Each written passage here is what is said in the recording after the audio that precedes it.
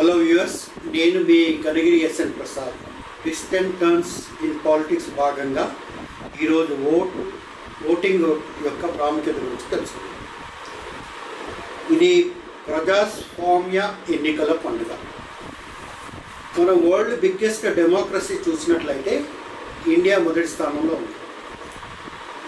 So ఈ 2024 ఏ దేశాల్లో ఎన్నికలు జరుగుతున్నాయంటే ప్రముఖంగా చెప్పాలంటే ఇండియాలో, యునైటెడ్ స్టేట్స్లో, ఇండోనేషియాలో, తర్వాత యునైటెడ్ కింగ్డమ్లో, సౌత్ ఆఫ్రికాలో, సౌత్ కొరియాలో జరుగుతుంది.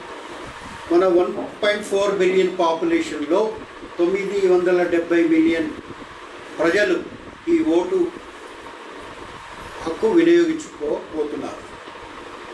సో దాదాపు మన జనాభాలో ఇది 70%. సో మన జనరల్ ఎలక్షన్ 2024 చూసినట్లయితే 3 ఫేజులు అయినాయి. టోటల్ 7 ఫేజెస్ ఉన్నాయి. ఈ ఫేజెస్ ఏప్రిల్ 19 నుంచి 1 జూన్ వరకు ఈ ఫేజెస్ ఉన్నాయి. సో దాదాపు 3 ఫేజులు అయిపోయింది. నెక్స్ట్ ఫేజ్ మనకు 13th మే ఉంది. దీంట్లో 96 కాన్స్టిట్యుయెన్సీస్, తర్వాత 10 స్టేట్స్ ఉన్నాయి. So 20th May phase 5 49 constituencies, 8 states ఉన్నాయి. ఫేజ్ 6లో 25th May 2024 97 constituencies, 7 states. Phase 7లో జూన్ 1కు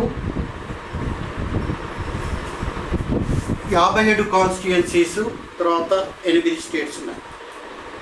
సో ఓటు అనేది చాలా ముఖ్యమైనటువంటి ఓటు. ప్రతి ఒక్కరికి కూడా ఓటు అనేది ఖచ్చితంగా తమ ఓటు హక్కును వినియోగించుకోవాలి. So chief election officer Telangana వాళ్ళు రిలీజ్ చేసినటువంటి ఈ పాంప్లెట్ మనం చూసినట్లయితే మనం 195కు ఫోన్ చేసి మనము ఏమన్నా డౌట్ ఉంటే తెలుసుకోవచ్చు. సో మనం ఓటు చేయడానికి వెళ్ళేటప్పుడు మన దగ్గర ఉండాల్సినటువంటి ప్రూఫ్ ఆర్ ఐడెంటిటీ మనకు ఏముండాలంటే ఎపిక్ కార్డ్ కానీ, ఆధార్ కార్డు కానీ, తర్వాత డ్రైవింగ్ లైసెన్స్ కానీ, పాస్బుక్ కానీ, పాస్పోర్ట్ కానీ, పాన్ కార్డ్ కానీ, సో ఇతరత్ర హెల్త్ ఇన్సూరెన్స్ కార్డ్ కానీ మనం తీసుకొని వెళ్ళవచ్చు. ఓటు చాలా పవిత్రమైంది. సో అందరం కూడా 13 మే ఓటు హక్కు మనము ఖచ్చితంగా ఎట్టి పరిస్థితుల్లో కూడా సద్వినియోగం చేసుకోవాలి. సో అందరికీ ఒక అభిప్రాయం ఏంటంటే మనకు క్యాండిడేట్స్ నచ్చడం లేదు కాబట్టి నేను నోటాకు వేస్తాను అనేటటువంటి ఉద్దేశంలో ఉన్నారు. ఆ నోటాకు వేయడం వల్ల అది ఓటు దుర్వినియోగం అవుతుంది. మనకు నచ్చినటువంటి క్యాండిడేట్లో ఖచ్చితంగా మంచి అభ్యర్థులు ఎవరైతే ఉన్నారో వాళ్ళని ఎన్నుకోవడం ఖచ్చితంగా మంచి పనిగా నేను భావిస్తున్నాను. సో ఈ నేషనల్ ఓటర్స్ డే అనేది జనవరిలో 25th జనవరి రోజు జరుపుకుంటాము. ఇది ఎందుకు జరుపుకుంటారంటే ఈ యంగ్ ఓటర్స్ను మనం చేర్చుకునే ప్రక్రియగా ఇది జనవరి 25th 2011లో స్టార్ట్ అయింది. కాబట్టి ఇది ఎవ్రీ ఇయర్ 25th జనవరి అనేది నేషనల్ ఓటర్స్ దినంగా మనము పరిగణిస్తాము.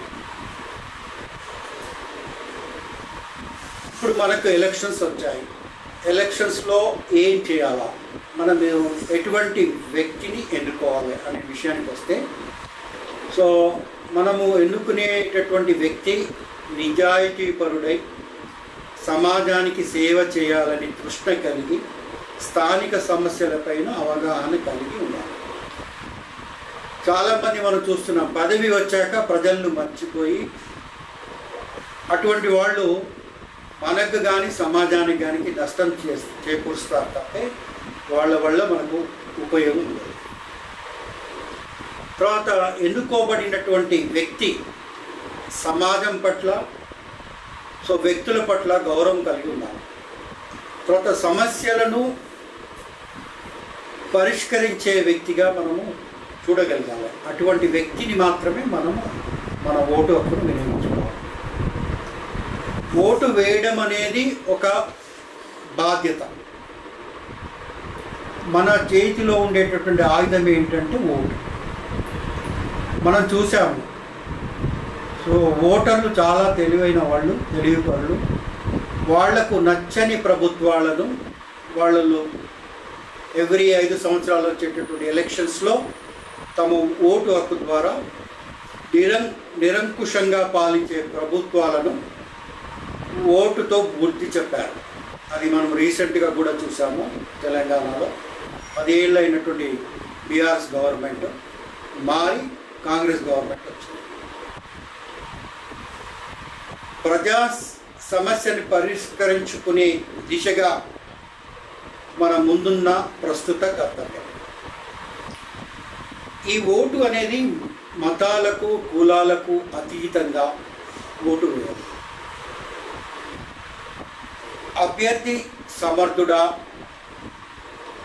సమర్థంగా మన సమస్యలను పరిష్కరించగలుగుతాడు అనేటటువంటి ఉద్దేశము ఉన్నట్లయితే ఖచ్చితంగా అటువంటి మంచి వ్యక్తులను మనం ఎన్నుకోవడం చాలా ముఖ్యం. సో ఎలక్షన్ కమిషన్ ఇది చాలా గొప్ప గురుతర బాధ్యత. మనం చూసాము చాలా సక్సెస్ఫుల్గా 3 ఫేజులు కూడా సక్సెస్ఫుల్గా జరిగాయి. ఇది 4th ఫేజ్ 13 మే ఉంది. మీరు అందరూ కూడా ఖచ్చితంగా మీ ఓటును సద్వినియోగపరచుకోవాలని నేను మనస్ఫూర్తిగా మిమ్మల్ని అందరినీ నేను కోరుకుంటున్నాను. Thank you.